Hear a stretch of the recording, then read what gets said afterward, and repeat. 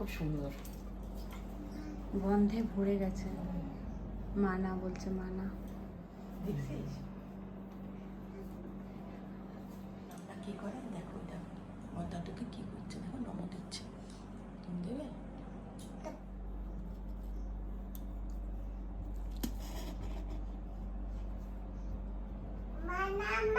নামা পড়বে।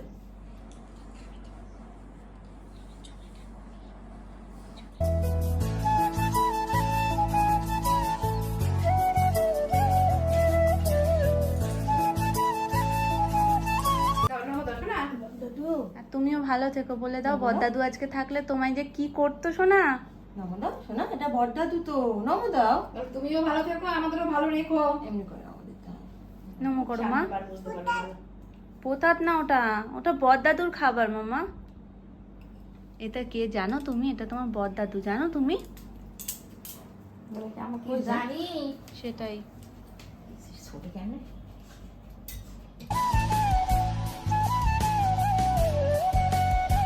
কৃষ্ণ হরে হরে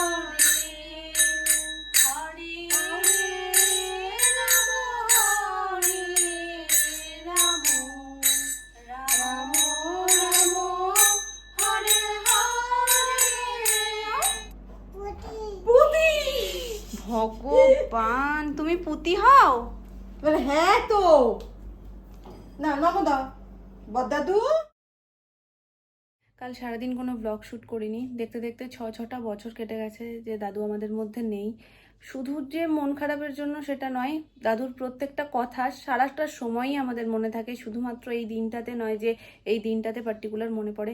যখনই কিছু হয়, যখনই কিছু আমার মনের মধ্যে কাজ করে, আমি তোমাদের সাথে শেয়ার করেছি যে আমার কোনো ভালোতেই আমার দাদুর কথাটা সবার আগে মনে পড়ে। কারণ আমার ভালোটা দাদু এত সুন্দরভাবে মানে অ্যাকসেপ্ট করতো, আর আরও আমাকে এগিয়ে যেতে এত এনকারেজ করতো, যার কারণে আমি সবসময় তোমাদের বলেছি যে আমার যে কোনো সাফল্যে দাদুর থেকে বেশি খুশি মনে হয় কেউ হতো না এই বাড়িতে। মানে সব থেকে বেশি আগ্রহী থাকতো দাদু যে তুমি আরো এটা করো, তুমি এটা করো, এটা করলে আমার খুব ভালো লাগে। বাড়িতে থাকতে আঁকা শেখাতাম, তো সেটাও দাদুর সাথে যখন গল্প করতে করতে বলি, তো দাদু তখন বলে যে তুমি এখানেও মানে আঁকা শেখাও, ঘর ভর্তি স্টুডেন্ট থাকবে, আমিও বসে বসে শুধু দেখবো, আমার খুব ভালো লাগবে।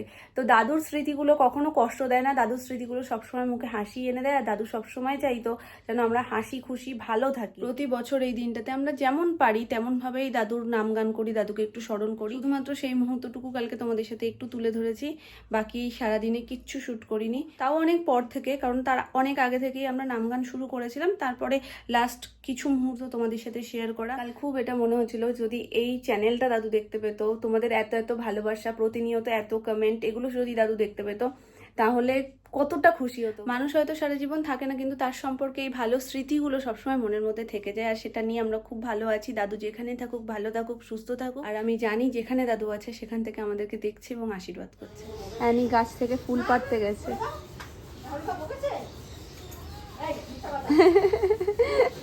কাল নাকি রাহুল কাউকে বকেছে। এই যে ঠাম্মা বুড়ি, আমাদের স্নানু করতে হবে তো। আজকে কি অ্যানি স্নানু করার ইচ্ছে নেই? ইচ্ছে নেই বলছে এরকম।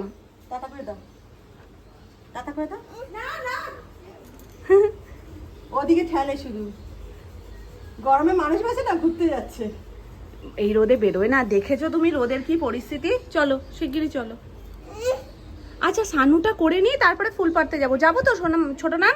হ্যাঁ ওই তো ছোট নাম কথা দিয়েছে। চলো চল স্নান করে না, ফুল ফুল পেরে চুল ফুল বেঁধে তারপর বেরো যাবো না। অ্যানি স্নান করার আগে আসতেও সমস্যা, স্নান থেকে উঠতেও সমস্যা। আজকে অ্যানি নিজে নিজে স্নান করেছে, বলো শোনা মা। দুটো মগ নিয়ে নিজের গায়ে নিজে জল ঢালছে। মাম্মার অপেক্ষা আর অ্যানি করে না। হ্যাঁ মাম্মা কি ভাসছে নাম্মা? না মা, না মা। হ্যাঁ রান্না বান্না বন্ধ করে ওকে বলে নাও। পরিষ্কার আলু, আর আউ না আলু দেবে তো মা?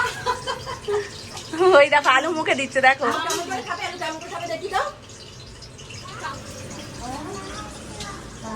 আজকে আমি স্নান করিনি, পুরো ভাসিয়ে দিয়েছে এই জায়গা। স্নান করতে গিয়ে সবার প্রথম এক মগ জল নিয়ে আমার গায়ে ঢেলে দিয়েছে। এদিকে আমার কোনো এইদিককার কাজ হয়নি, আমার পুরো নাইটির নিচটা ভিজে গেছে জানো না। এক একদিন এত দুষ্টু করে, তবে এখন জলে একবার ছাড়লে সেখান থেকে তোলাটা ভীষণ মুশকিল। গামলাটা হয়ে গেছে ছোট, আরো বড় জায়গায় অনেকটা জল নিয়ে খেললে ওর ঠিক আছে। এখন একটা পুল লাগবে ছোটখাটো।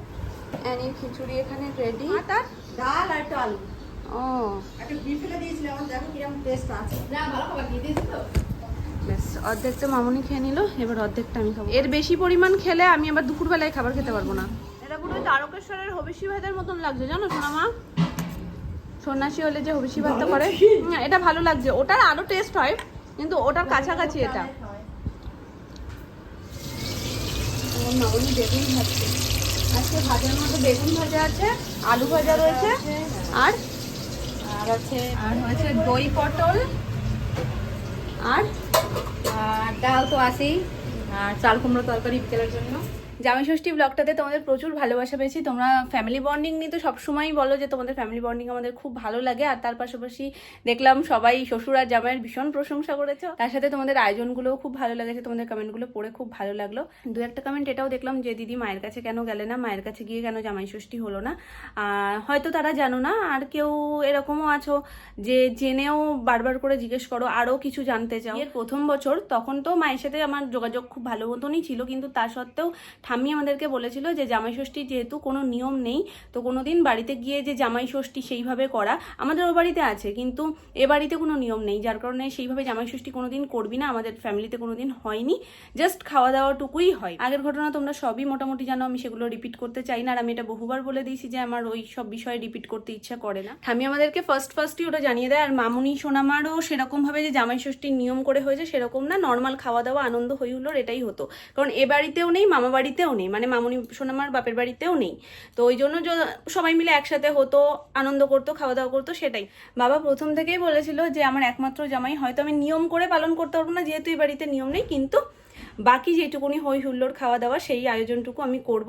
তো ঠাম্মি বলেছিল যে সবাই মিলে একসাথে ওখানে যাওয়ার থেকে আপনি এখানে চলে আসুন, একা মানুষ, আপনি ওখানে গিয়ে সেইভাবে রান্না বান্না আপনি কি করে করবেন, সেই তো আমাকে গিয়ে ওখানে গিয়ে সমস্ত কিছু করতে হবে, আর একা হাতে ও কি সবার আয়োজন করতে পারবে, তো আপনি চলে আসুন, এখানেই সবাই মিলে হই হুল্লোড় করবো। আর তখন ঠাম্মি দাদুও ছিল, তো বয়স্ক মানুষ সবাই মিলে একসাথে যাওয়াটা ভীষণ মুশকিল হতো। বাবা বসিরহাট থেকেই টোটাল বাজার টাজার সমস্ত করে নিয়ে আসতো, যেগুলো শুকনো বাজার, মশলা টশলা সেগুলো, আর এখান থেকে চাল মাংস টাংস যেগুলো যা হতো সব এখানে এসে বাজার করতো, সবাই মিলে হই হই করে আমরা এখানেই জামাই ষষ্ঠী পালন করি, যার কারণে সেটাই হয়ে আসছে, আর এই বছরও তোমরা সেটাই দেখছো। আর যারা আমার সাথে আগে থেকেই যুক্ত তারা খুব ভালো করে জানো যে এই বাড়িতে কেন হয়, এই রিজনটা আমি আগে হয়তো এইভাবে বলিনি, কিন্তু আমি বলতাম যে এইখানেই আমাদের সেলিব্রেশনটা হয়, তো ওই জন্য খোলাখুলি তোমাদেরকে বলে দিলাম, যাদের প্রশ্ন ছিল যে কেন এই বাড়িতে হলো, তো এটা হচ্ছে কারণ। আর একটা কমেন্ট দেখলাম যেটা আমার মনে হলো যে এখন বলাটা উচিত, যখন কথাটা তুললামই, যে তুমি মায়ের সাথে কেন কথা বলো না, কি হয়েছে, কেন পছন্দ করো না, আমাদেরকে আরো ডিটেলসে বলো।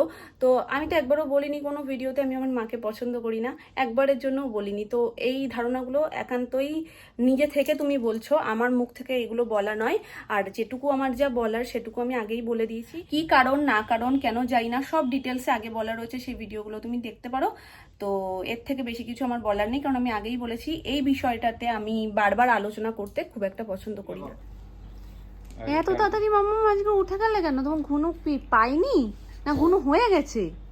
কোনটা চারদিকে বালি দিয়েছি, ভালো লাগিস দিয়েছে দাদা? তুমি এত বায়না করছো, ওটা লুকিয়ে রাখো কিন্তু। সীমানা বাড়ি ওই দেখো লুকিয়ে রাখছে, দেখো লুকিয়ে রাখো, কেউ যেন দেখতে না পায়। কোথায় যাচ্ছ তুমি? তো এক্ষুনি ওপরে ছাদে গিয়ে জল দেবে, খচমচ। জল দিয়ে আমি 5:30 যাই, কালকে দিচ্ছি না কি তিনবার কোনটা লাগবে?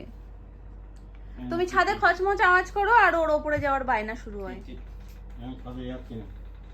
কি মুখে দিলে? যে মোর হাতে গুছিয়ে যত্ন করে রেখে দিয়েছে। হ্যাঁ ওকেই খাওয়াতে হয়, তুমি খাবে না কিন্তু, ঠিক আছে? তুমি লুকিয়ে রাখবে। কিরকম ভাবে লুকাবে? হ্যাঁ লুকিয়ে রেখে দেবে। তো দাদুর কাণ্ডগুলো দেখ, বলটা ছুঁড়ে মারছে আমার ফোনটার ওপরে। নাও ছুঁড়ে দাদুর কাছে, ছুঁড়ে দাদুর কাছে দিয়ে দাও, দিয়ে দাও, শিগগিরই দাও। দিয়ে দাও মাম্মাম, দিয়ে দাও, দিয়ে দাও। খেলবে না, রেখে দাও, হ্যাঁ? হ্যাঁ, তুমি রেখে দাও, রেখে দাও, বলে রেখে দাও। নো নো, দিয়ে দিলাও। দাদান চলে গেল, দেখলে? তুমি বলটা দিয়ে দিলে দাদান তোমার সাথে খেলতো, খেলতো তো।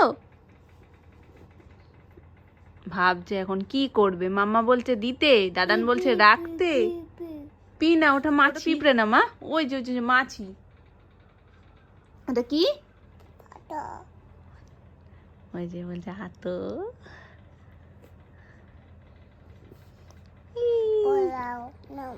মাছি বল নিতে পারবে না, মাছির গায়ে অত ক্ষমতাই নেই যে তোমার বলটা নেবে। মাছিকে এত ভালোবেসে কে ডাকে? আতো বল নাও, দাও। খেলবে? আগে বসো, আগে বসো, লক্ষ্মী হয়ে বসো তুমি। বসলে খেলবো মামা, দাঁড়িয়ে থাকলে খেলবো না। হ্যাঁ পি, বসো, আমরা খেলি একটু, খেলু খেলু করি বল নিয়ে। বসে বসে বসে বসে ছুটে মারো আমার দিকে, বসে বসে ছোড়ো, বসে বসে ছোড়ো।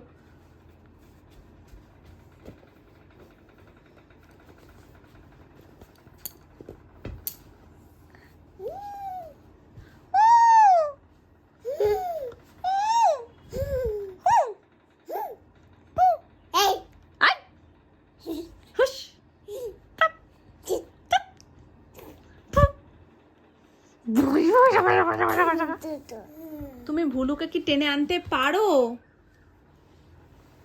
দেখো হিচড়াতে হিচড়াতে নিয়ে যাচ্ছে। ওই কোনটাই পছন্দ?